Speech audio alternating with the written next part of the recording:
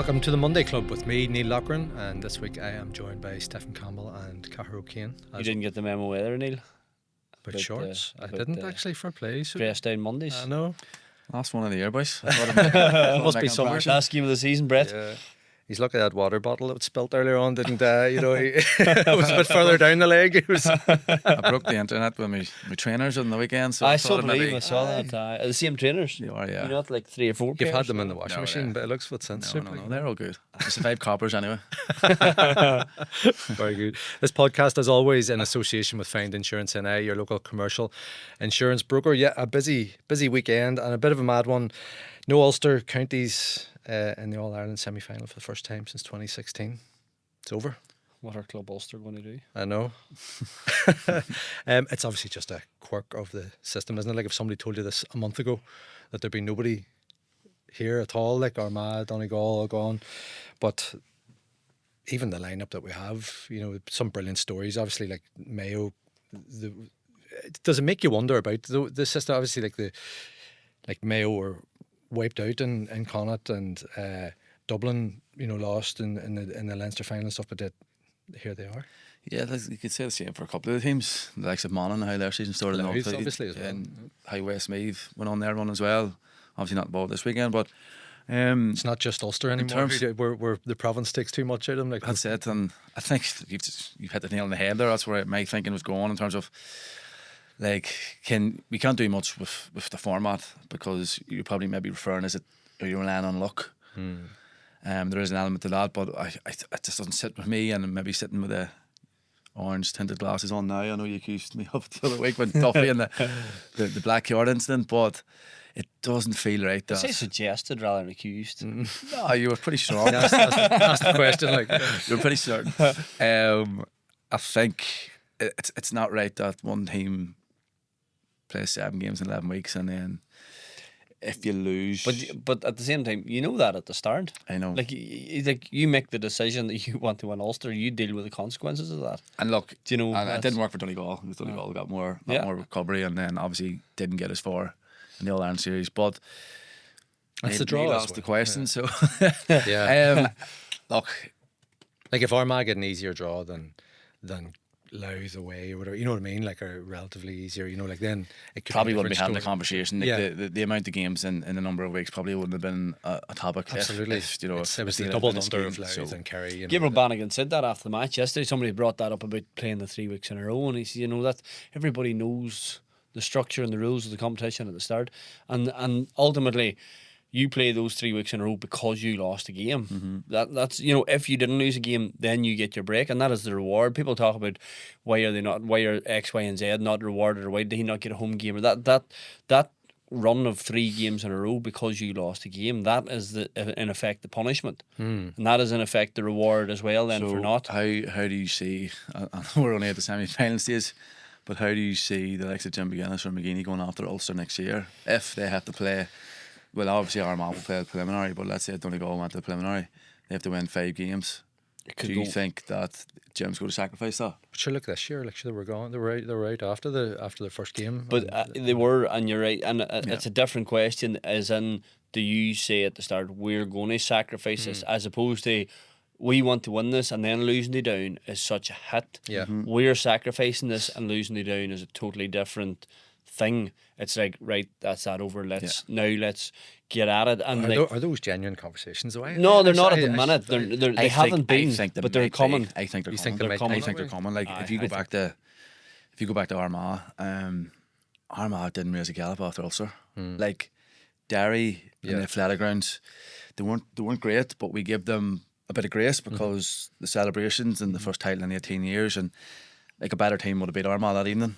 Derry got it back to 5 points at the end, I think, and then the Inniskeen, they didn't get to the level that we'd seen. The sloppiness that we hadn't seen through Ulster. Yeah. And then obviously in Killarney. So, but it's just you have to always look at the Kerry factor in terms of like they're numero uno at the minute, and they have timed, whether by accident or design, they have timed their run, their 26 for when knockout football has started. And if everybody else isn't doing that, then they're behind If you know what I mean, they're behind. Cahair are getting just everybody right. Now, the problem with that is sometimes in order to get boys right, what they actually need is football, or that's a balancing act. It's not a case of everybody needs to rest, because everybody needs to play I games think as the well. two- You can't just go in there and the all two You that can't examples just of say final with we're not nothing. playing anything until round 3, because that doesn't work The two either. examples I'm thinking of is obviously the Cahair being the main one, but you were talking about design, or is it because they had so many injuries,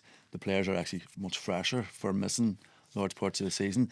And the other example is the Monaghan, because I felt like Monaghan were only getting stronger because the bodies were coming back, even though they were playing.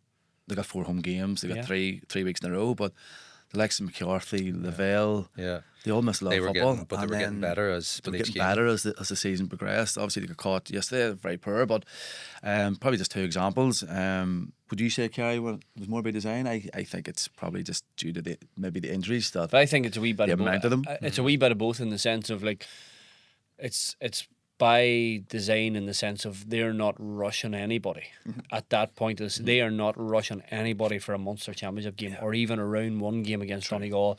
They are like, and it is that wee bit of a luxury of, obviously they've been in Division 1 forever and ever and ever, man, and other counties. Like, there's been a lot of discussion at home and different things. Were Derry right to go full out at the start of the year to try and get up out of Division 2, or should they have kept it back a wee bit? And I'm like, well, you want to be in Division 1, so when you put your eggs in that basket, it means going full out, and it means then that becomes a long year for those players. You go the other way, but everybody wants to play in Division 1 for the longevity of what you're doing. You need those games year on year. You don't want it just to be about, right, this summer's championship and then frig everything else for the next 5 years. There's building blocks within that. So other teams don't have the luxury, and don't probably feel that they have the luxury, can't afford to not have their full team out and stay in Division 1, as we saw with Monaghan.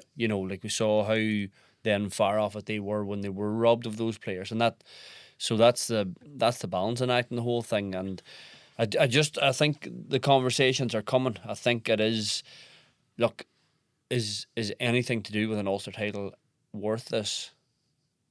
And that comes to the top 2 or 3 who have ambitions beyond that. Now the counter is, I think we still got 5 provincial finals in the last 8. So the arguments are like, if these teams, the Donegals, the Armaghs, are maybe go to sacrifice that, I know it's the first year. We and there was a lot of upsets this year, but it'll just be worth keeping. Is that an eye a wee on. bit of luck of the draw too? A wee bit built into that. I'm just trying to think out loud. I don't even. That's a good point. Like, but I'm just wondering, is there a wee bit of that's just the way it fell, or is there? Because beyond getting your provincial final, all you really get for that is a home draw in round 1. Yeah. And the fact that, well, maybe there is something in the fact that you have played at least 3 games to get to the Ulster final, and that means there's 3 teams that you avoid. You can't draw in the All-Ireland series, which are probably tougher games. So there maybe is something in that side of it. But again, it's all balancing that and what's... there's probably no right answer to any of it. Do you know what I mean? You can surmise and have plans and all the rest of it, but had Kerry, had Tyrone delivered the knockout punch in Kerry on Saturday evening, then this conversation is very different. So, Yeah.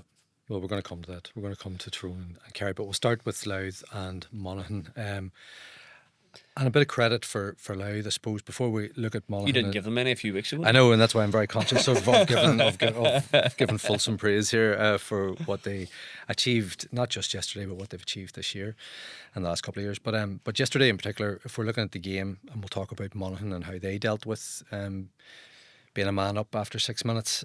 But in terms of how Louth played, Cahair, you were there yesterday, and how they dealt with that. We've seen different examples of this through the championship. We saw the example of Meath against Cork when they didn't manage it at all. We saw how Donegal completely nullified Kerry in the second half in Killarney. Louth obviously had learned a bit from that, or from the Cork template, I guess, or in terms of how they went about it yesterday.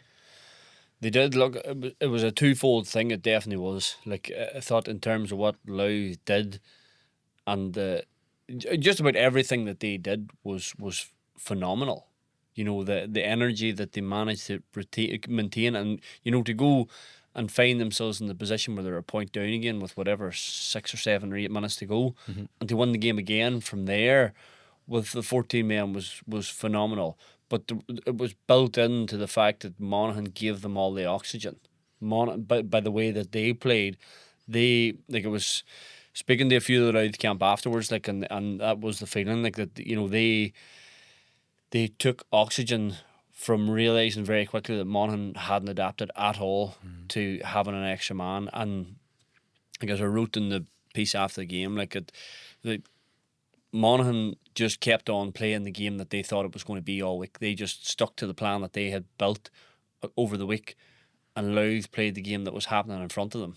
They were down to 14. They had to adapt, and they did adapt. They adapted everything that they did. They just they accepted that their kickouts were going long, and they just set them all up to go long. They didn't make any sort of illusion of going short here. They weren't having halfbacks making mad runs. They weren't doing that. They were just like, we're going long here, and get yourselves into a box. We're going to kick it on top of us, and it was really effective because it took away the numerical advantage. Monaghan, their attack was so narrow. They got until Stephen Mooney. Rule number one of playing with an extra man is that you stretch the opposition. Stretches. We saw the absolute prototype template from Donegal in the second half down in Cahair, which was probably hard to get to that level of perfection in the way that they did it. But you can certainly do a version of that and still win that game yesterday. And Monaghan just I gave them 10 minutes. I thought right after the red card, 10 minutes maybe take them to adapt here, and they didn't adapt. And then you're getting to half time and you thought, right, they haven't adapted at all here. And then they're coming out after half time, and it was only really when Stephen Mooney came on and Max Maguire did it at one stage. And in fairness, Jack McCarron was trying to orchestrate it a wee bit, but there was one video I took in the second, or towards the end of the first half yesterday, where you could have thrown a blanket over Monaghan's 11 attackers. That's what I was going to say. So, do you think that obviously that would have been spoken about at half time? We gave them a bit of grace in the first period because, a lot of young players in the field, although a lot of experience, they haven't figured it out. They obviously get in half time, the Gabriel Bannigan in their ear. Do you think did it look like, obviously it wasn't at the game, but did it look like a player malfunction? Because it took two young lads to maybe come on, and there was when the instructions were much fresher in their ear, did it look like maybe the occasion or maybe a malfunction in terms of that forward? I would say no, definitely. I'm saying that they were definitely better at it in the second half. They did do better in the second half than they had done in the remainder of the first half. So it's just like they did sort of have an idea what they wanted to do, or there were signs that they tried to do it. Like there was one in particular that Jack McCarron got the ball on the sideline and he just kind of nearly stopped dead, and he was literally calling the fellas from behind up into the positions, and I think they maybe got a 2-pointer off that attack. Certainly got a score off it anyway. And it was like there was kind of a template for them, but they slowed the game down so much in those periods as well that it allowed Louth to get their breather. He was chatting to Darragh McDonald, who's phenomenal footballer, and I was chatting to him afterwards, and he said that he was like, we were delighted. That we thought if they were moving us left, right, moving the ball quick, we'd have been all over the place. We would have been really struggling, but they didn't really do that. They kept the ball slow. They didn't really bring that depth and width to it, which in terms of 11v11, the whole depth and width thing has changed a bit. It's not the way it was in the 15-a-side game, but at a time like that, there were just, I was looking at the players. There's so many opportunities Monaghan had for players to go and occupy spaces where they could be completely unmarked, in spaces where they could score from, and they didn't recognise the spaces. Like they just didn't see the opportunities. I just thought they looked like a team that didn't know. You wonder nearly, is that almost overwhelmed with the scenario of you're in an All-Ireland semi-final. They started. But you practice that. You have to practice that. I know, but is there an element of getting ahead of yourself? Nearly thinking we're so close to an All-Ireland semi-final here. There has to be a bit of that for especially the players that maybe haven't played in a quarter-final before. I know a lot of them have. Desi Ward, McCarthy, and these boys. But I'd say when that red card, because it was given so early, they probably got And too they excited. started so well and too. they got like. complacent, and I know it's one of our favourite words in the game at the minute, but there would have been a lot of that. But the thing for me, just getting into half time, we all expected maybe Monaghan to come out, and like watching it I was watching it from home, you can never tell who had the +1. And that was the worrying on part. both sides. Yeah, on both their sides. attack and in their defence. Yeah. So, but you have to give Louth credit for that, and probably if we're comparing it to the Killarney example with Donegal, Louth never panicked, and that was probably due to the scoreline, because they knew they were always like it was always at arm's length. Yeah. Cahair was a wee bit different because of the size of the deficit, so there was more desperation in their tackling, and that's what Donegal were really good at. So they were trying to suck Cahair out. They missed a tackle, and then they were going out wide, and then that's how they were getting their +1 and getting their easy shots off, as opposed to just going wide every time. It was very disappointing from Monaghan. They will be Big missed opportunity. They'll be gutted the way it's they were fallen absolutely now. gutted, Because and Mayo, and Mayo, it's not that Mayo were any, but it's Cahair and Dublin didn't want each other, and the other two, whoever it was, wanted each other, and it's fallen that way. And now you're looking at it and you're thinking, gee, all the Monaghan teams that have come so close and Ended up in semi-finals against Ended up against the Dublin. great Dublin team or whatever. and they just they will be sick, but I think it's one of the few scenarios, particularly in the game now. I just think that being a man up is one of the few scenarios where you can almost go straight to the training ground in terms of, right, this is exactly what we do when we have a spare man. This is how because if you play the game right with that spare man, you win the game. There's nothing really the opposition can do. Like, Louth should not have been able to win that game. How much work do teams do on that? like I know we would have not so much during the league, but when it comes to the crunch, when the big games come around in championship, especially in our training camps, we would have definitely been dropping players out and went 14v15. We would have even done walkthroughs with it, because obviously if the 15 and 14 isn't working, or it's too rash, or it's too chaotic, Geezer would have slowed it right down to maybe 50% walkthroughs, and then you would have got your spatial awareness, you would have got to run your different set plays, whether that's maybe sinking teams lower, do you know what I mean, or just trying to expose them 1v1 around New York. We wouldn't have spent huge amount of time, but there would have been a sector of each. It could have been maybe a 6-minute block or an 8-minute block. Enough to know, and because if you only do that once a week, like especially with the running games, obviously we talked about the schedule, you might only get 6 minutes to work on that. But if you go 6 weeks down the line, that's decent amount of practice. Muscle memory there, the muscle memory's there, and I just wonder if well, it didn't look like Monaghan had maybe implemented. It didn't look like that had run the reps, and the players were a bit clueless.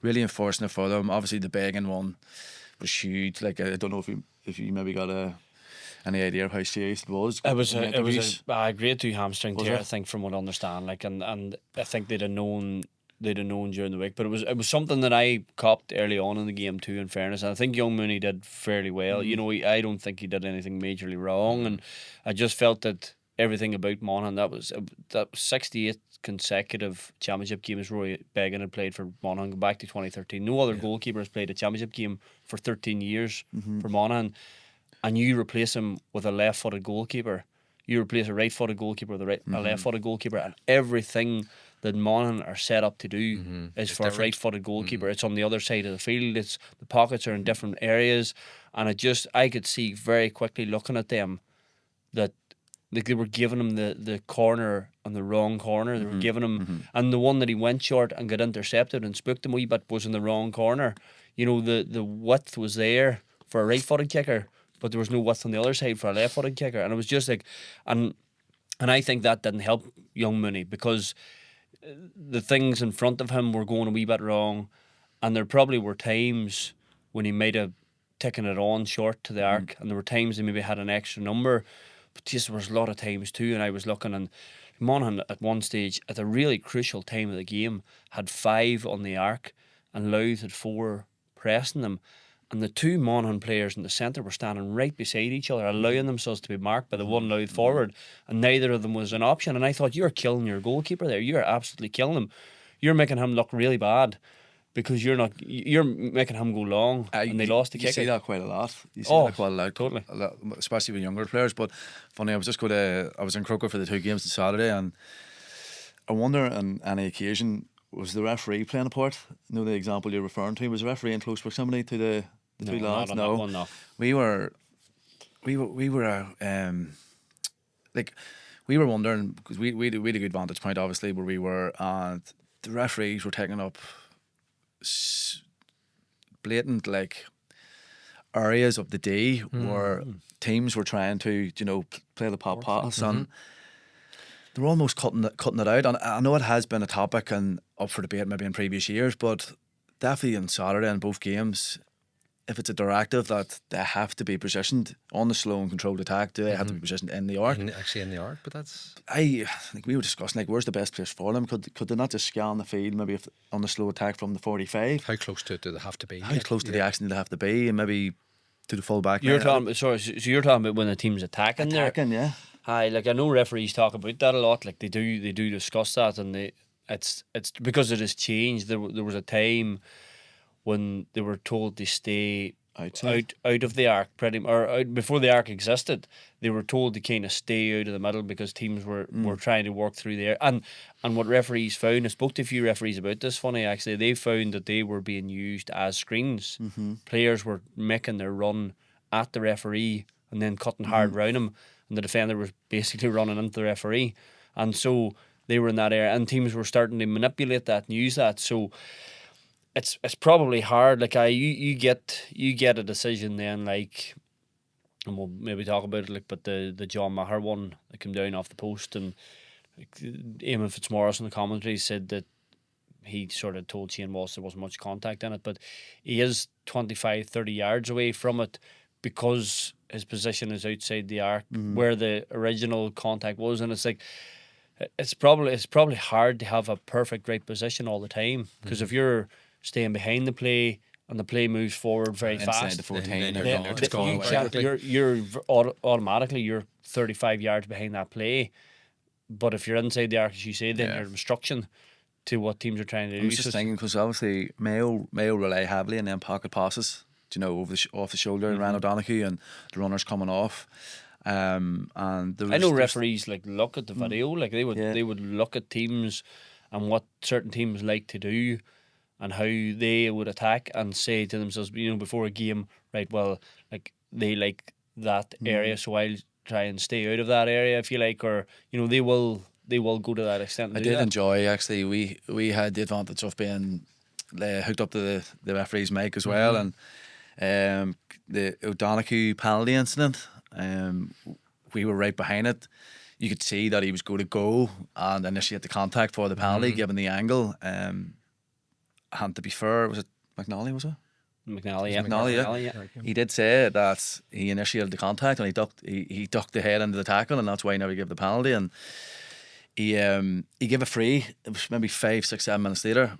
He gave O'Donoghue a free outside the 45 for similar contact, and he told him that you were lucky to get that one because you dipped the head in again, banned the free. Because we actually said, how come he doesn't give the free, or he gives the free outside, didn't get the penalty, similar enough, but then he gave the explanation, and I found that really intriguing. Or it's to have a good that insight into get what and how they've definitely.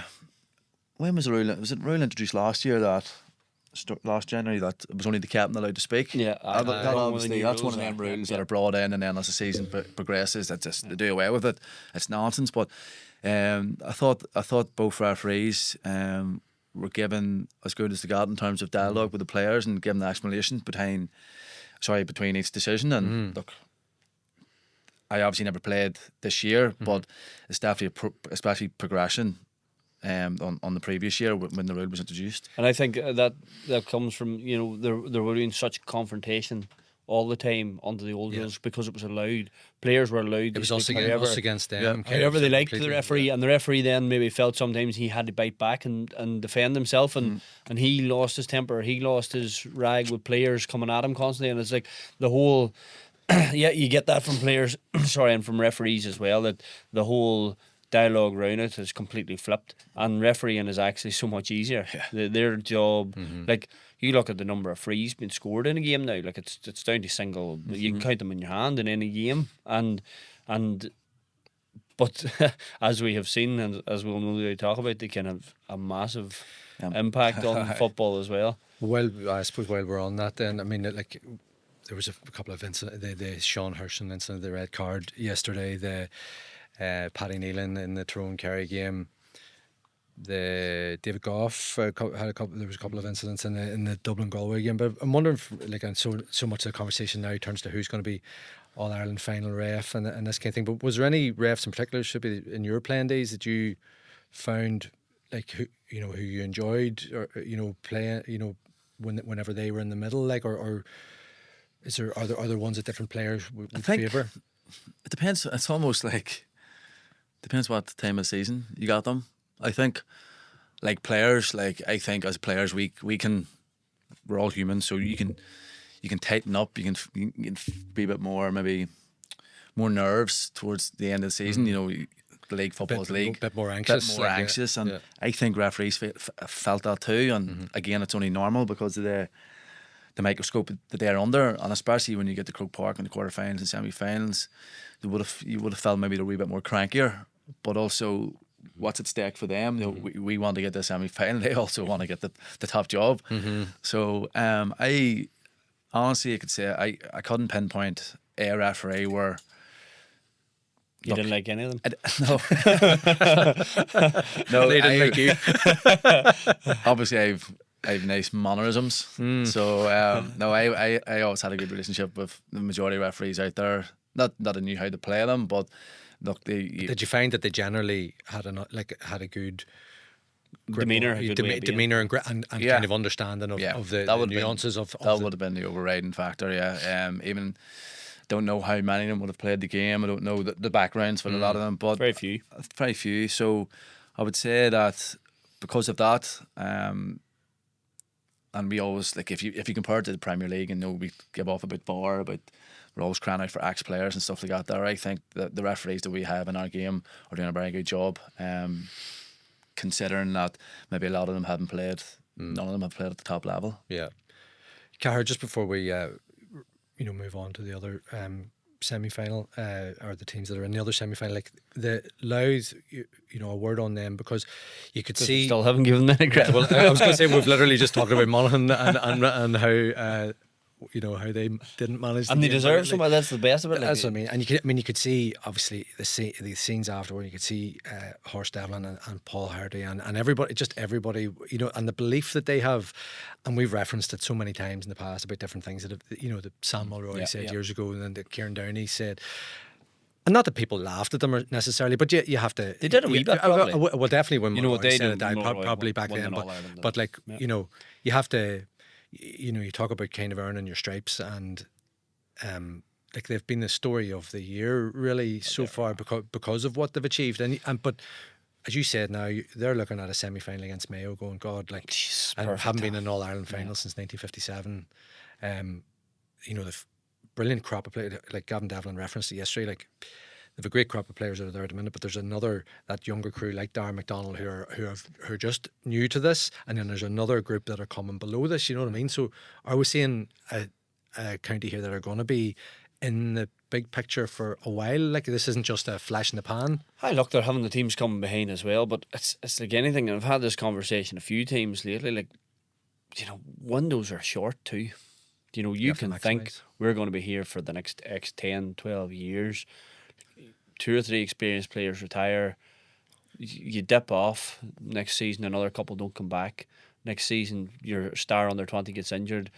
It can go from being right there to not being there at all very, very quickly. And a lot, as we've seen in other countries, a lot can depend on your manager as well. And if Horst was to walk out the door in Louth after this season, who do they replace him with?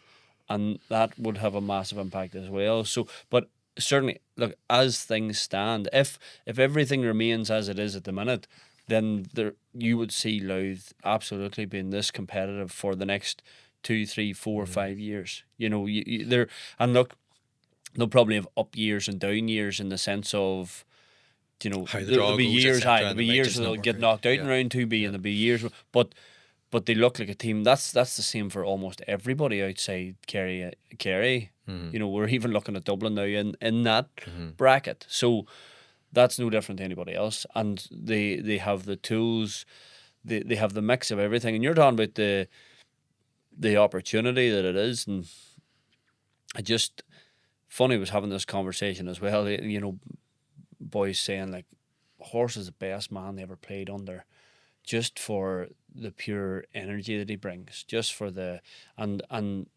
you talk to a lot of people that played under him, and that is what you get back. You know, the kind of the depth of his football knowledge, along with the ability to have To the crack motivate and- and be a real figure, and know, you know, boys are there to enjoy it as well, and he's very good at that side of it too. So like everything, a lot's dependent on him, but I could almost hear him. You can almost hear him telling Louth, look, we are going to be in the All Ireland final. We are going to play in the All Ireland final this year, boys. That there's no negotiation on that. Like that's just the way it is now, and they have built up so much belief by doing all those things that now when he says that to them, you know, they believe He's got that cash in the themselves. bank there, like, you know, in terms of saying, Totally. well, look at, you know, Totally, and all those wee building blocks we talked about a couple of weeks ago in the Leinster title and coming back and then beating Armagh this year, and now that win at the weekend again, like, and it just is like there is nothing that substitutes actually achieving those things, and that's where the real belief that you're going to do the next thing comes from, and they're just at that point where they're going. I would feel that it would be a slightly different conversation if they draw in Dublin or Kerry. They would still tell themselves that, but whether they truly believe it is a different. I think that they will truly, absolutely, 1000% believe that they're going to play in the All Ireland final this year, and that is a very, very powerful, in the run of form that they're in, with the quality that they have, with the bench that they're bringing into games. That is such a powerful mix. The fever that will be in that county for the next 2 weeks, the crowd that because is it's going so to new descend as well. You know what I mean? Like, you can't. We've talked so much about Kerry and you know, and Dublin and counties that are so used to this, but you can't overestimate what this is like for a county. I think obviously the template was there, or they had Meath. We seen Meath with the breakout team last year, but they were going in the semi final against the Donegal. Much fancied Donegal, and we seen how they didn't perform. They weren't allowed to perform in that semi final, and then obviously Meath. So you're talking about windows, and then Meath, you know, get dumped out in the first round by Westmeath this year. But this obviously is the perfect draw for them. And I probably will have them down as favourites to make the All Ireland final. But I think someone we haven't touched on is Rooney O'Neill is in there as the forwards coach as well. Obviously, Rooney retired soon after he won the All Ireland in 21 with Tyrone, and the word on the street is that he's a top class coach. He's obviously still playing. I'm assuming he's still playing for Roma. Yeah. So, and that's where I think they Louth, for me, they look more balanced. They just look better in attack than that Meath team from last year. Obviously, I don't think Mayo were on the same level as Donegal were. So, just the players, the leadership that they've shown, the impact off the bench. Obviously, you can just feel, like you're talking about, you can hear Horse telling them that they're going to be an All Ireland final, but you can just see the adrenaline, the veins pumping on the sidelines. So you can imagine how them team talks are going. You can imagine the energy in them training sessions in Dover during the week. And when you add all that with like Hardy's experience, maybe Rooney O'Neill's, you know, he's still playing the new rules and all, so he's it's relative. He's quite it's modern, absolutely, modern way of thinking. And I think just, we spoke about Darren McDonald, like regardless of how this game goes, like for me he's the All-Star 6 of the season. Just the pop out of the under-20s 2 years ago, was it? Last year he was I think, wasn't he in the one that played Tyrone in the final, I think. Just come out and like he's kicking 2 points, minimum 2 points per game, 2-pointers. I know he goes after, he prefers more volume and shots as opposed to maybe taking 100% one, but as we always say, you miss 100% of the shots you don't take. But just that spine, the bench, Kieran Downey stepped up seriously from the start. We haven't seen a lot of him over the years, and then Byrne obviously, and like Murray's just knitting everything together. I don't want to go on about it again. Ty McDonald's giving them a Ty lot as well, McDonald's coming in the games as well. Look, they've went to levels probably that they never thought could get to. Sorry. I think the only person had the foresight was Sam, and I think you're right in saying that when that interview was done at the time, like them videos were going up and down. That video, that snippet of him. Can you imagine what he heard on the field for the year or 2 or 3 after that? Like How's all that going? How's that all? He's been laughed at. There's no two ways about it. Like them screenshots and them videos would have been on every WhatsApp and every football team up and down the country. And to be fair to him, we didn't know if he genuinely believed that back then, or if that was just, maybe up front for the camera or whatever. But just the baby steps that they've and the progression that they've been on, like there's one like constant there, and that's been him. If it's been Mickey Hart, I thought he was exceptional yesterday. We don't want to be giving out all stars now, but like in that spell after the red card, you're talking about adapting to the game. I just thought he came so deep, and he just demanded the ball when they got possession. He just demanded the ball off his defenders, and he just did the right thing with it. And he just almost calmed them down. And it probably wasn't the role he set out to play, but when the red card came, he said, right, that's the role I have to go and play now. And that's what I'm talking about, Louth adapting where Monaghan didn't. I just thought after half-time, other players took over. Mulroy still had impact, but until half-time, I thought he was phenomenal. Did you see remember we done the piece on him the other week, and we snipped it and it went out, and I come back on my feed again, and Paddy Andrews always says, "You rule number one, never read the comments." But I seen there was quite a bit of there was a few comments underneath it, so I jumped in and somebody come back, Sippy. Not me. Somebody made a comment that Sam Mulroy is overrated or something. And I don't know if you've seen it. A few people I saw that sort of popped up on my Twitter feed as well, something along those lines as well. And what game are you watching? Like, you know what I mean? And this was off the back of.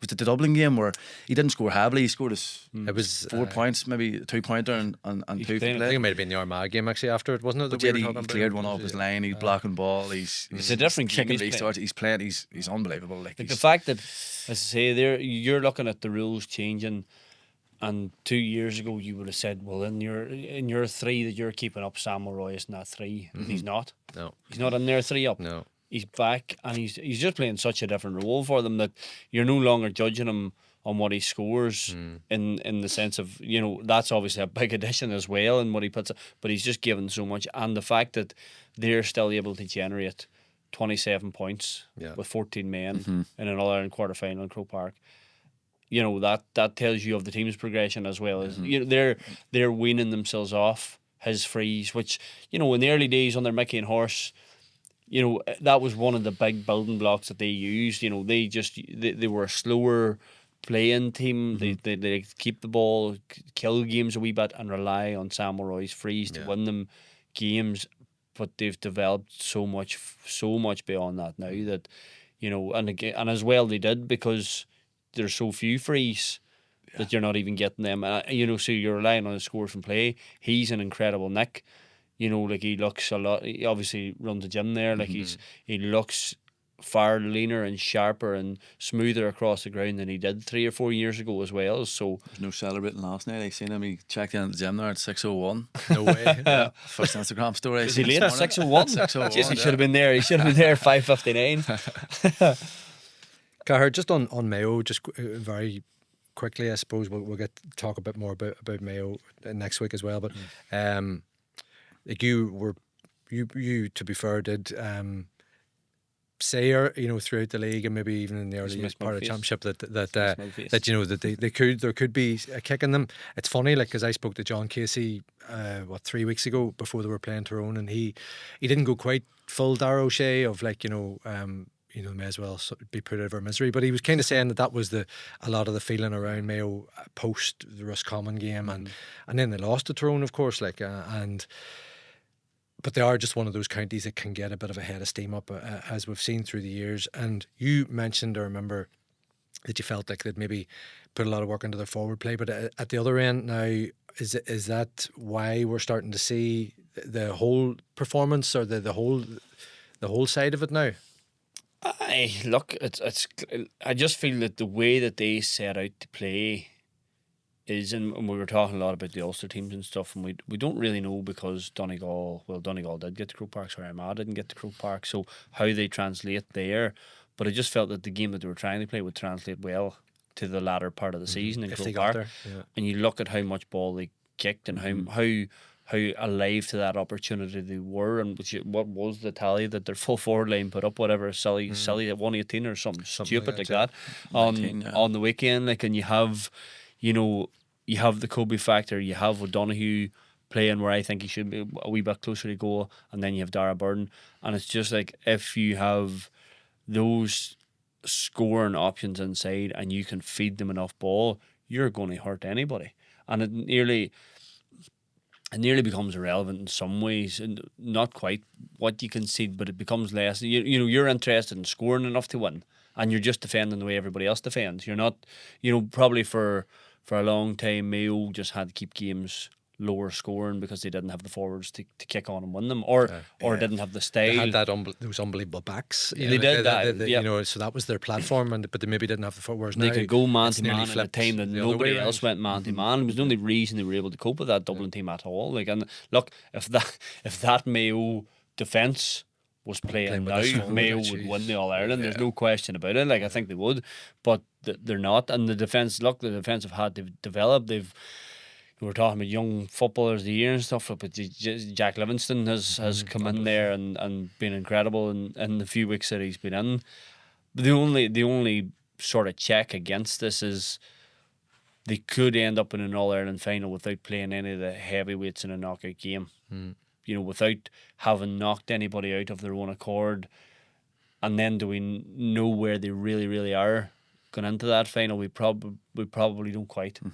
There's a wee bit of Beat it. the teams that beat the teams, like, don't it? And there is that, but like, you're Cork maybe beat just Donegal, suited. You mightn't beat Armagh, but you might beat the team that beat them because you're more suited to the Yeah. team that beat them. And would Mayo have beaten Armagh in a knockout championship? Would they have beaten Donegal in a knockout championship? Would they have beaten Galway in a knockout championship game? Would they have beaten Dublin in a knockout? Kerry, would they have beaten any of them? I'm not entirely convinced that they would have. I don't know. But you have to give them huge credit for how they turned. Like, we done a hit job on them, really, from Killarney the week before, and just how open they were at the back, and that was the worrying thing going into this weekend. But again, I'm going to go back to the term we used earlier. That malfunction. It actually looked like, because we talk about them good defenders like Colin Boyle, Lee Keegan, all these guys. Lee Keegan, Colin was obviously part of the slackers, and you're like, how could a team with him at the helm, on doing spend so much time with the defensive structure all year? How could they be so naive? Would probably be fair to them. It looked like a team that had 11 matchups and were just getting dragged from pillar to post with their back to goal, and Meath were just running down the middle of them, and I was like, I've never seen this before, this level. Now, the fact that Stephen Cohen was named at number 10, I thought was huge for them, because obviously he was their under 20 winning captain potentially. Way back in the day. He carries huge leadership. He's obviously a lot of appearances for Mayo. I think he might have got the first turnover of the game, and it really set the tone for them. He's playing against him. He's quite vocal. He's a leader for them, but they were just more compact, and because they weren't overly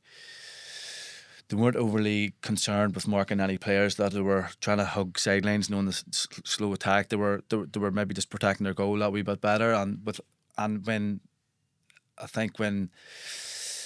they were just more solidified at the back, it allowed them to make more contact, more turnovers. I'm not too sure what the block count was, but Enda Hessian was at the 4 again. He's having a great summer, and Sam Callanan, all these boys, and even who was it marking Sherlock? McHugh. Donegan McHugh was excellent, but what he got, we were in that corner when Sherlock was trying to get his shots off into the hill, and he was getting the help. There was none of this like selfish defending where it was back to goal. You could see Sam Callanan, he still had his own man, but what he was doing, and he was dropping 10 metres. So that if Sherlock did beat McHugh, he'd another body. And So maybe that is the Colin Boyle effect now. Yeah, yeah. Look, to me, the it was just a complete malfunction against me. They were so much better. It was like a different team. And when Sherlock was beating McHugh, Callanan was coming into contact. It was Cohen, it was Hashing. And then if they didn't get the turnover there, Sherlock was having to shape the ball, and then he was dropping on his knees. He was on his hunkers. He was expending that much energy and getting no return. I just thought it was an unbelievable turnaround for them in the 6 or 7 days, probably with only one actual session on the pitch. Yeah. And the only thing, I know you're mad to get onto your phone there, but I would just say that, and I'm the man that has sort of been on the Mayo train all year, but I just think that over the last couple of years we've seen Cork haven't translated particularly well to Croke Park. I didn't think they played particularly well in the Dublin quarter-final last year in attack, and I didn't think that they attacked particularly well. I don't think they suit Croke Park. They've lost their last 8. Have they in Croke Park? There you go. Well, so there you go. There's a wee bit of that. You have to take that into account as well as to how much Cork challenged their defence and how Louth will challenge it for sure. Tyrone Kerry, Saturday. You were there, Shippy, as well. And look, I don't know if any of us were necessarily massively surprised that Tyrone, were on Kerry's coattails for so long. Like, but when you, this is we're looking insert the clip from last week, as it were. What did we say last week? What did I don't know. We'll have to find a clip. No, but I think there's always a feeling that like Tyrone will not, like as we were whenever Tyrone were, apart from Kenny, whenever Tyrone were playing Armagh, that the Tyrone will always come to the occasion like that. But and I saw Jack O'Connor's comments afterwards and kind of saying that maybe the 3 games in 3 weeks caught up with him a bit and maybe a bit tiredness and so forth. But has what materialised on Saturday, do you think, because maybe after last week we were all guilty of going, geez, Kerry are up here and everybody else is so far off. Like, do you think that everybody will be looking at Tyrone at the weekend going, okay, there's something that we can all work with where Kerry are concerned, or was it an off day? I think if you go back to Killarney, obviously when the dust settled, Armagh were in that game. Up until half time. It went from a 3 point to 6 points, and then obviously 2 points after half time, and it was an uphill challenge from there. Armagh obviously created a few goal chances in the second half. Maybe Ocean Connody's last one, but maybe came too late when the game was over. But there was chinks maybe in that defence last week, 2 weeks ago, yeah. And then when the dust had settled and we got back down the road Tuesday, Wednesday, I think when we were starting to maybe look forward to these games, definitely for me, like I knew that Tyrone, they wouldn't fail them. It's not in their DNA. They would have learned a lot from the game of Killarney, but also the fact that Kerry were then out again 7 days later, and Tyrone were coming in fresh. I think what we got from Tyrone at the weekend, we probably expected that Demons to maybe progress through Ulster. Because obviously they ran Armagh so close, last year in Clonus in the semi-final. The way the draw worked out, it was a repeat of that semi-final, and they nearly got out of Athletic Grounds with a win. Nobody really seen that coming either. So I think we've all maybe been burnt by Tyrone in the past, trying to make predictions and analyse, and none more so than 2021 semi-final. But the reality is, I was so impressed by them, and I'm not just saying this. Muggsy will tell you, I found myself cheering on Tyrone after the last 10 or 15 minutes of that game. Get that clip there. And, that's the clip. And then the whistle went, and I finally came back to my senses and caught myself on, because it genuinely would have been a hard couple of weeks for an Armagh man. But look, I just liked so much about what they did. I really loved Malachy's matchups. We were trying to predict would Shawnee O'Donnell go back to Clifford? No, it was Michael McKiernan. And I know Paddy came away with 5, but he kicked a 2-pointer off the ground, which I couldn't actually believe that he he kicked it, because when you see something for the first time, Aye. don't actually think of seeing Paddy kick the ball off the ground before, and it was definitely in the territory where David would have come out usually. And then we seen Tig going to Joe O'Connor, which I thought was a serious battle. None of us would have predicted that. No. Now, I don't think Tig was the right man for Clifford either. I think we've learned that you don't go like for like. Obviously Jim McGuinness went with McColgan in the league final, and it was a bit of an anomaly that game as it was, but you went with Cormac Quinn. Obviously Cormac Quinn, from what I've seen over the last 24 months, is probably up there with the best man marker in Ulster, if not Ireland. So obviously he was getting up a bit of size. He had a tough day, but I thought Devlin stepped back into that role, and look, he don't want to use the word nullify. He obviously scored his fisted points as well in the second half. But I know, you got a couple of fisted points. got Off two Devlin, fisted. that was all he got, wasn't it? Yeah. Now I'm thinking here, right? So he got 2 scores off Devlin, but the fact that he had to fist him over the bar, which I hadn't watched it again back. I'm only watched it from the angle they had. Was the defending good enough that David felt that he didn't have the time to drop his right foot on them? Was the angle too Absolutely. tight? So definitely. there's a bit of that. So you have to give Devlin huge credit. We know how good he is. And he got help, but the Tyrone were very alive when he wants to go down the line like that, as he has to want to do. Yeah. That they weren't letting him down the line to cut back on his left foot and score the goal. Aye, 'cause they That he were was going to burnt- just they were fist burnt it. once, They I think, were, weren't aye, they? they Yeah. were going to stay on his left. So impressed. Just Con's impact and dominating midfield. Like we know the attributes he has. He's got the size, the power, the pace, and we've seen from the athletic grounds the leadership qualities that he possesses too. So I really liked what Tyrone, how they were able to deliver a performance that, in my opinion, would have beat anyone else that was left in the competition. Having said all that, David still gets 1-8. Dylan Geeney gets 8 points. That's the thing. And then Paddy kicks his 5. Paul Geeney kicks 2, I think. So what's that one? Up the inside line, they get 119, and then Paddy kicks 5. So we done the game in Killarney the week before, and up until Joe O'Connor's goal, it was only the inside line had scored for Cahair up until that goal, maybe in the late maybe in around the 50th minute. So the warning signs were there that this inside line is operating maybe on a different stratosphere as to what's out there at the minute. And it's funny because I was listening to you talking there and thinking, and I was thinking this over the weekend as well, the impact of Paddy Hamsey not being there was felt on the whole rest of their matchups, because he is the natural matchup to Clifford, and when he's a natural matchup to Clifford, all of the other matchups are more natural than the ones that they went with. Cormac Quinn goes to Dylan Geeney in a natural matchup. If Paddy Hamsey there, Cormac Quinn goes to Dylan Geeney, and that's Niall Devlin goes to Paddy Clifford, and McKiernan. You can take your pick with McKiernan. You can go in Dermot O'Connor. You can go in the corner. You can go in Paul Geeney. McKiernan did really well, but I just felt that it was unnatural as well. I just felt that they lost McKiernan's attacking side of his game a wee bit. And that was the danger, because we actually thought McKiernan might, as a curveball, might drop back on the David, just to try and maybe that was what I had antagonise him. well. He's because obviously Tig was playing number 3. We thought he was too big, maybe.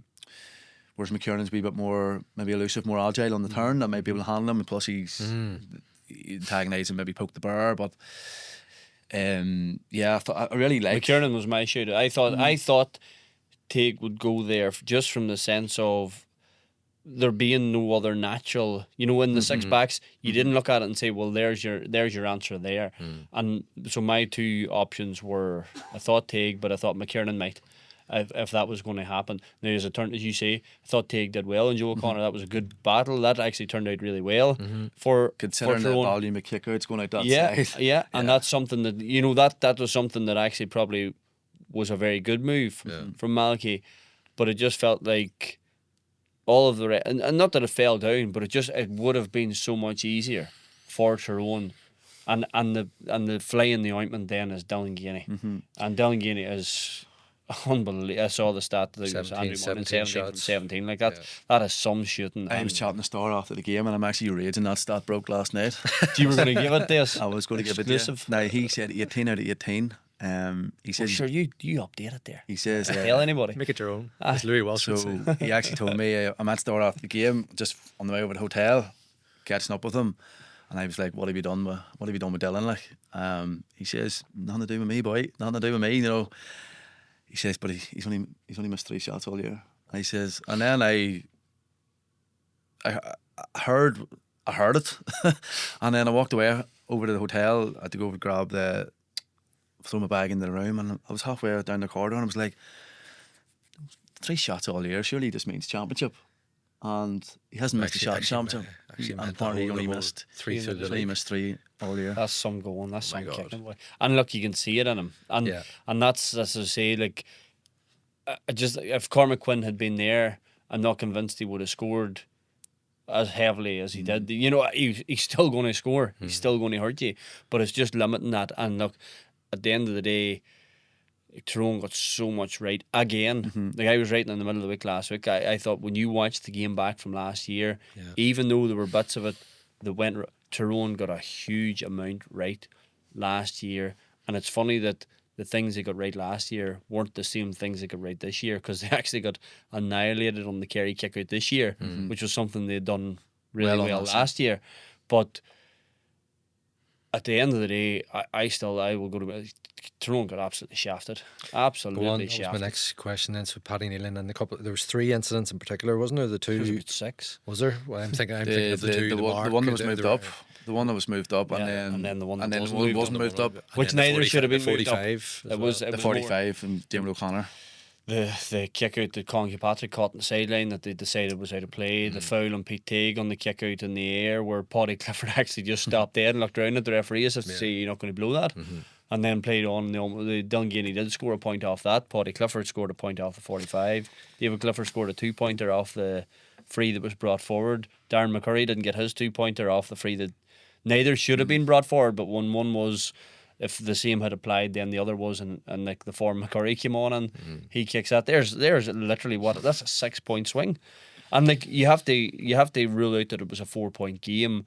It was Absolutely, a 1-point because game. the goal, yeah. It was a 1-point Yeah. game, and the goal just happened in the last 3 seconds when the game was over. But no, I think I'd be as probably a big a defender of referees as anybody. Like I'd really like. I don't like people criticising them something, because I think even on the David Goff stuff at the weekend, in the ground, on the black card and the penalty, straight away as soon as Niall Scully get the ball, Conor Callan's outside him, and it was happening real in front of me, and I just saw Scully. He straightens up, and the only reason he straightens up is to open the gap for Conor Callan. He has gone round. Was it Glyn?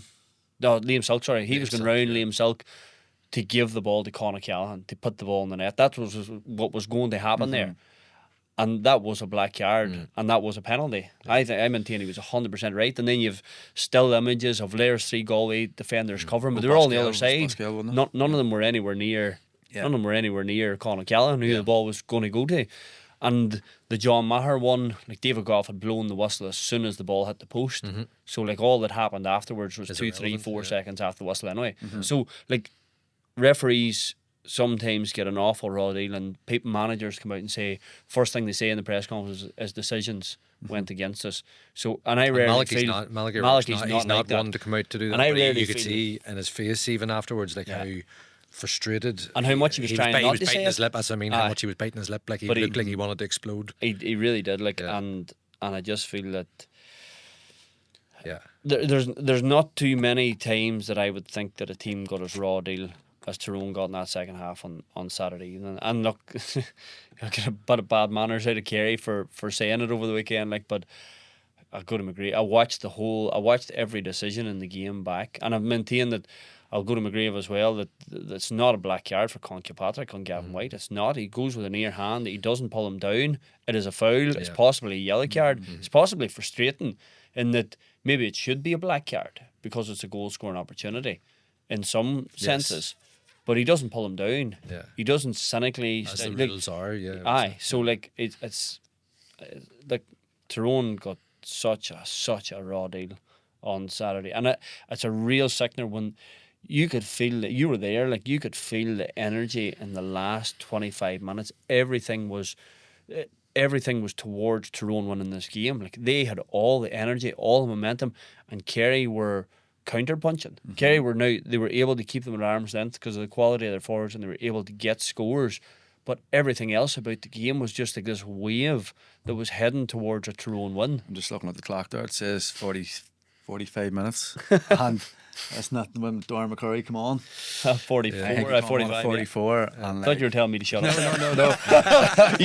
I'm looking at the clock. It That's says the point. 45, That point and you've been lasted talking 45 for the last hour. That's exactly when 45 minutes Darren McCurry comes on. Like, do we just spend the last hour and a half talking about Aye. the Dazzler? Like, Class. what a performance, unbelievable. And like, this is where, obviously people, the whole like stuff about starters and finishers and stuff, but like Jack O'Connor said afterwards that they prepared all week for him coming into it, but like He still scored 10 but they were not fit for him at all because Like, yeah, it's a funny one because we assumed that when he was introduced that Jason Foley would just go and he'll nullify him because that's what Jason Foley does.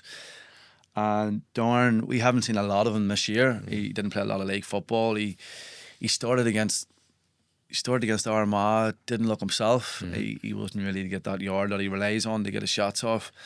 But what we've seen the last 2 weeks, he's playing a different game. Everything just slows down for him. He plays football almost in like slow motion. But we talk about the confidence that Mulroy maybe has earned in public, and for me, McCurry has always split opinion. I just don't know if it's maybe just an Irish thing that we don't accept. Do you know that type of confidence? Yeah. That people rarely have. But for me, being probably an opponent or an opposing player for so long, he's up there for me with the likes of Petey Hart and Matty Donnelly in terms of that generational player, because He's the top scorer in championship history. history for Tyrone, and it wasn't only too because long of the 2 ago. pointers. Like only he's just ahead of Peter because of the 2 pointers. I think He is took he him over not? last year. No, he was going to beat him on ones anyway. I was going to beat him. Like, no, he broke that record. I remember reading about it. The wiki broke it last year. Maybe even 2 years. I thought he broke another record there at the weekend. Then okay, but anyway. So just even the way that he was treated. Maybe he walked under. He went away on Mickey, and it's like, we're looking at it from the outside. I know I am. I've always said this. I'm probably his number one fan from Armagh. Like, what he's done, what he can do with football, and everything. It's the composure that he shows. Like, he never ever snatches at a shot. Everything is so cultured and composed and off both legs. Yeah. I remember him scoring. He obviously scored the Enoma, the right foot, right side against Roscommon on the 14. He done it in the athletic grounds one day. I can't recall the year, but he was inside the 14. I think the ball might have come off the post and it rolled out towards the sideline. Might have been 10 yards. And he just dinked it up to himself. One hand and popped it over, and he just came running out, and he just went. The whistle went at half time. That's what it was. The play had stopped, and he just went, Stevie O'Neill, boys. Stevie O'Neill, boys. And I just went, fair play to you, like, you know what I mean? He's just, obviously Stevie's probably his idol there, 2 left legs and stuff, but he's, look, we're talking about. I do remember Forker talking about him a few years ago. I think he had a few battles with him, and he was saying there was a bit of a few wee kind of whispers into. Well, I'll his give you ear, another like, one then. So we were in Oma. Must have been. We were relegated in 23. Yeah, relegated in 23, and I had a rough start to that day. I was Mark and Conor Mailer, and Molly Donnelly and Mailer were in my ear from the start. I think I was off from 3 after about 20 minutes, and then boys were going like, "You're done. It's time to go. You retire." And I was going right. So got myself in at half time, and I found myself marking McCurry at stage in the second half. I pulled it back, ended up with 3 or 4 points, but I remember marking Dorn. He was in like the low cut position. I was in around the 21 area, and I says to him, "Are you just on?" Just to see, because the ball was the other end of the pitch. So I was the first half. I goes to him, "When do you come on?" He says, "Hey, you kicking out one of them wides, you'll not see half time." But he's good. He's a good lad. Like, and I don't know him. I've never met him off the field. I just sensed that. I enjoy his company anyway. Yeah. But there's a lot of talk, unfortunately, about it could be his last game, and him and Matty Donnelly, when you see the kids come, I'm always worried when I see the The picture. whole allow that their kids in the I know, field so yesterday, they did. That's true. But I mean, an empty Croke Park, like there's pictures can really yeah, end but up, like for McCurry, like the word is right. Just going by the whispers or whatever murmurs Hearsay. around Croke Park at the weekend that Darren was actually his decision made. I don't know if that's fact or not. As opposed to you'd have thought Maddie being the older, maybe Darren has been absolutely hammered with injury this year. Yeah. He like hardly fit to train. The boots and not fit to hardly put football boots on. And heels are swelling up, and he's just had a nightmare, I think. But what a way! Like obviously we're not going to retire anybody here. I'm sure there's two players in Tyrone deserve a winter off. It's two boys, but definitely Molly doesn't strike me like the type that he would want a winter off anyway, because he's just so. He strikes me like somebody who's just so meticulous and obsessive. But again, but what a beset way by injuries the last number of what a years. way to too, go if both of them, like Molly was that score he kicked.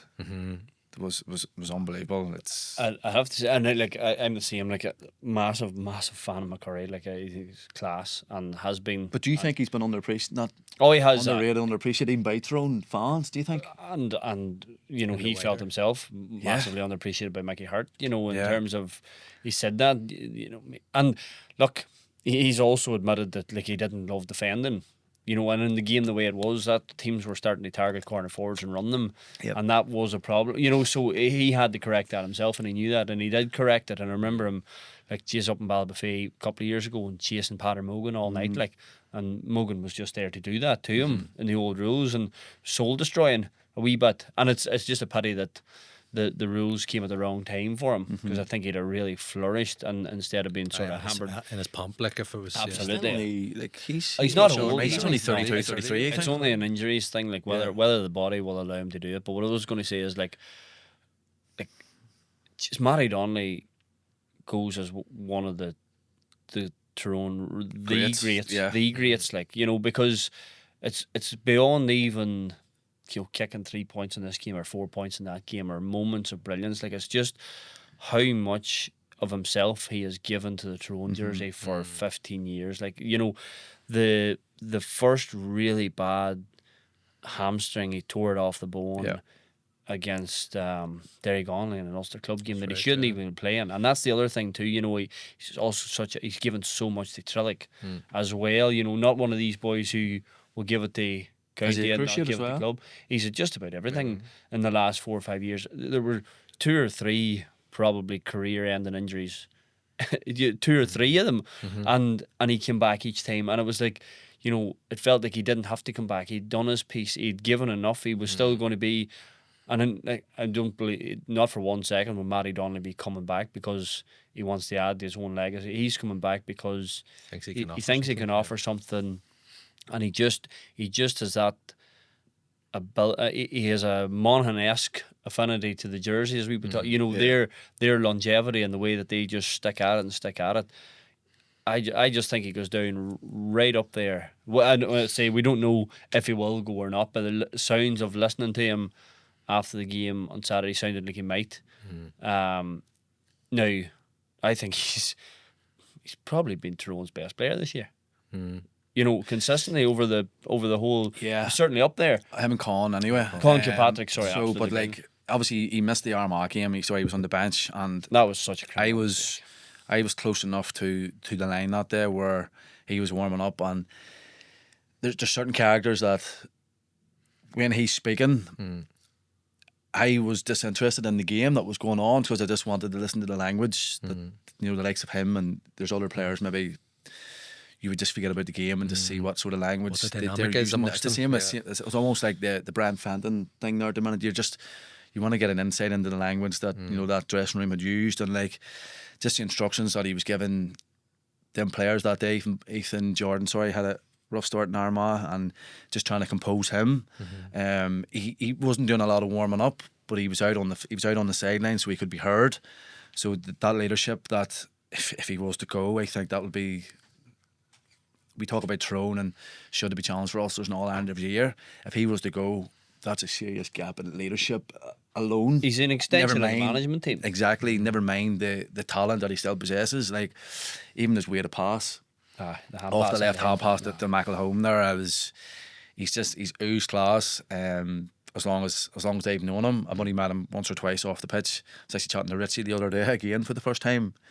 These boys only live down the road, and you're only maybe seeing them. Saw a or picture chatting of them. Richie and Connor Bradley as well. Huh? Like Richie and Connor Bradley, for the The Liverpool soccer player. Oh yeah, yeah. So chatting. Now, I didn't get much out of Richie in terms of what his thoughts were, Matty's thoughts. Sorry, but look, if he was to go, what a player he's been, what a servant he's been, and look, I'd agree with you, Cahair. Like, I sat in his chair a few weeks back. It says Conor McCarthy was one of the best that had marked directly, but if Matty was to maybe hang them up, he has to go down as one of the greats. Like, there's levels of playing against Conor and marking him directly, but in terms of Overall what Matty has contribution and delivered and his contribution to that county for so long, he has to go down as one of the greatest maybe Tyrone player that I've played against. And you're right, like, in terms of, like, you can go straight to the names from the 03 team and the 05 and 08, and you have Canavan, you have McGuigan, you have Duher, and you have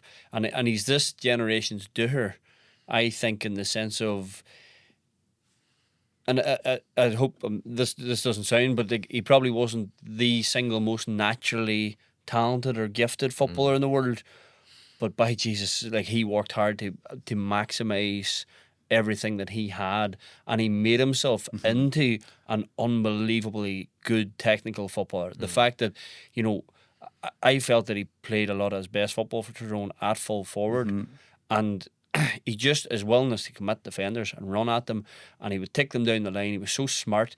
He would see where it was down the line, he'd go there. He'd see if they wanted to play on the line, he'd come inside them. He could go on the left foot, and he was so good at drawing frees.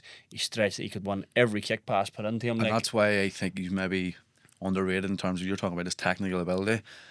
There's not many players out there that look more cultured off their weak side. Weak side. That's and what I Matty think did, that is a pure, like, well, you can't say that's ever natural with anybody, in fairness. Like, that, that is practiced. And Shane Walsh, that is practiced. You were good on the left as well, but that is practiced over a long time. But there's a natural, in the like of Shane Walsh, his right foot is so naturally good as well that, the left is the work in catching up. But Matty just, when he came in, he was playing at 6, and he wasn't an out and out natural forward or anything like it. So he has played so many different roles. But you're going right back to the Frank McGuigans and those boys, who, the names that jump out of you, out of Tyrone's history. I think out of the team that won the 2021 All Ireland, for me, He's the one in that 20 sticks. years' time, he will be the one that you'll look at a Tyrone team sheet and you will say, Matty Donnelly was some footballer. You'll do well to separate him and Peter, though, wouldn't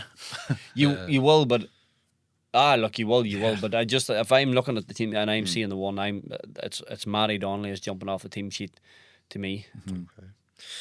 Right. I'm going to say we're going to wrap up, but obviously Kerry are going to play Galway, or going to play Dublin. Sorry, in the Galway Wish in the other semi We final. didn't even get there. And we're going to talk more about Dublin and the semi finals next week, I suppose. But another year, another disappointment, Stefan, for Galway, and like, that'll be a tight one, because again, I keep referencing, like, if somebody said this a month ago or whatever, but like, whenever Dublin were coming off that field against Louth, they weren't even near the All Ireland conversation, I don't think, and everybody in the last week has been saying Galway are the only ones who can probably really challenge Kerry here, and now they're gone again and again from a position that you just, like, as we saw in the Connacht final, like, you just can't lose games, and they had their own grapes with the disciplinary or with the referee. Sorry, but another letdown, you would say, for them. Yeah, definitely. I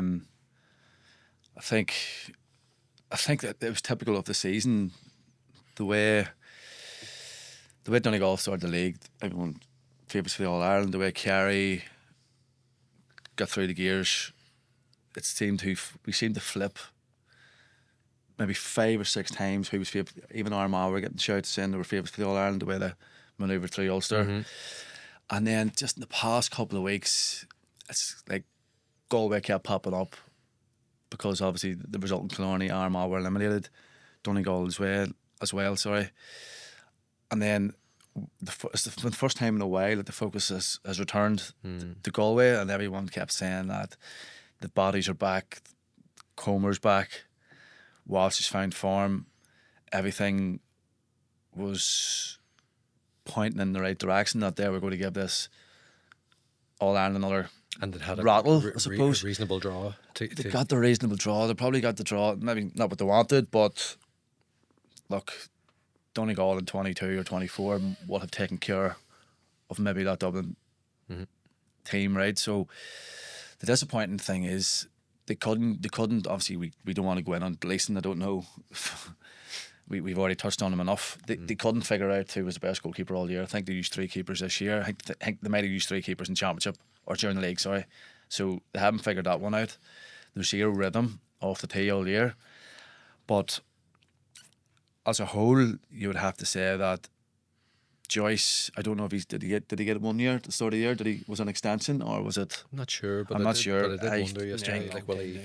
Them players, 6 years, 7 years. I think it's 7 now. Yeah. The way that petered out, the way they were able to, their key players, some talented players, weren't able to find the way.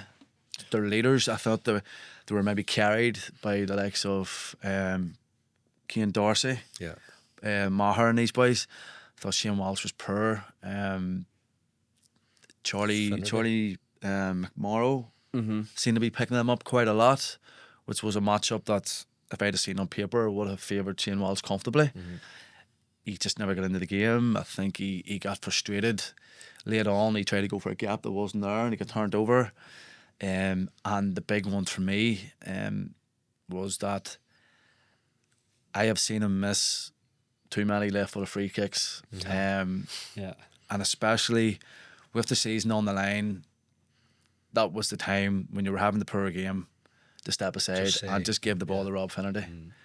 I thought it was poor. I just seen that movie too many times. You're talking before. about leadership, like that's the obviously I'm thinking of 24 here. He was carrying a knock going in the All Ireland final. He wasn't moving particularly well. He missed a lot. He dropped the ball short into the hill, Blaine's hands, and maybe 35 yards. I don't even know if it wouldn't even been a 2-point kick. Maybe borderline, maybe. And he missed a few that day, and we rode our luck. And I've just seen it before, and I just couldn't believe that Rob Finnerty never hit that free kick yesterday.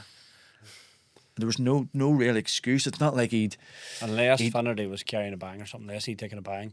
I was there, but I wasn't working at it. I was trying to write about Louth at the same time. Yeah. So I saw it, but I wasn't. Do you know what I mean? I wasn't studying it in that degree to know did Finnerty take a bang or was he hobbling or anything like that. But the only thing I would say is that I just felt that the black card just flipped the game on its head.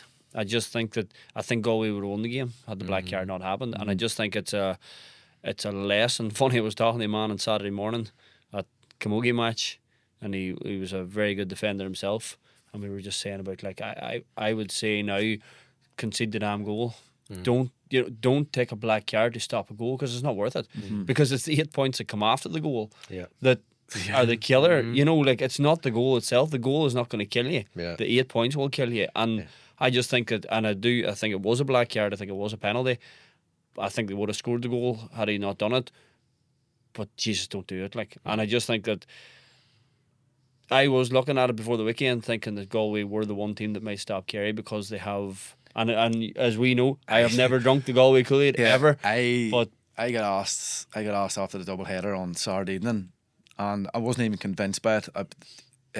Arsenal asked the question, who can't stop Kerry, who that's left, and I said probably the only team that can take them down the stretch now is Galway, and I only said that because I thought Galway have a better forward line than what Tyrone have, and Tyrone put 27 points on them, but I wasn't even convinced that they were even going to get out of Croke Park on Sunday. So. Yeah. I would have heard you saying that, only I was looking for the game on RT one. So watching Homes on the Hammer. You and the rest of the country.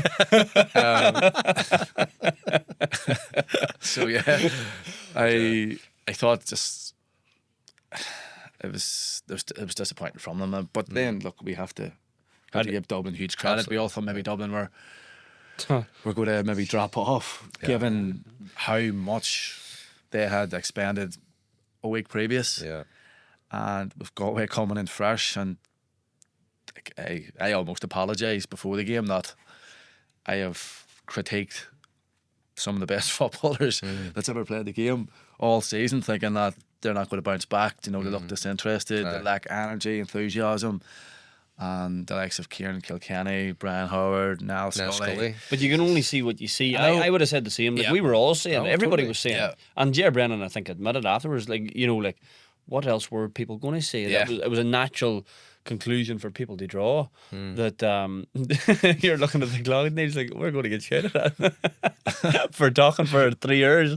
But no, it was a natural conclusion to draw that Dublin were going nowhere. And they, you know, we can't see from the outside them discovering that energy or that it's going to happen someday. You can only judge it on what you see. And what we had seen up until that point was that Dublin were going nowhere. What we have seen over the last 2 weeks, Dublin could be going somewhere very different indeed. Yeah. Okay, very quickly, quick update on the Irish News Monday Club Jesus. Fantasy Gaelic Football. Honestly, this will be 30 seconds before we wrap up. Man on my team. No, I know. So Sippy, you'll be glad to know you're still top of the leaderboard there. Cahair's second. Andy has made a resurgence here. He's in third. Myself, not so good, fourth.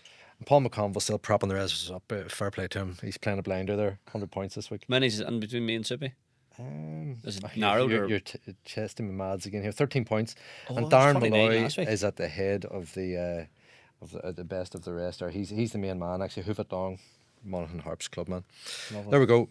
That'll just about do us for this week. Thank you very much to Cahair and Sippy for joining me. As always, thank you to our sponsors, Find Insurance NI, your local commercial insurance broker. And we will probably still be talking this time next week. No, Just look at the clock there. It's- 7 minutes past. Come on. it's not 45 anymore. We'll be back next week. Remember to like and subscribe wherever you get your podcast.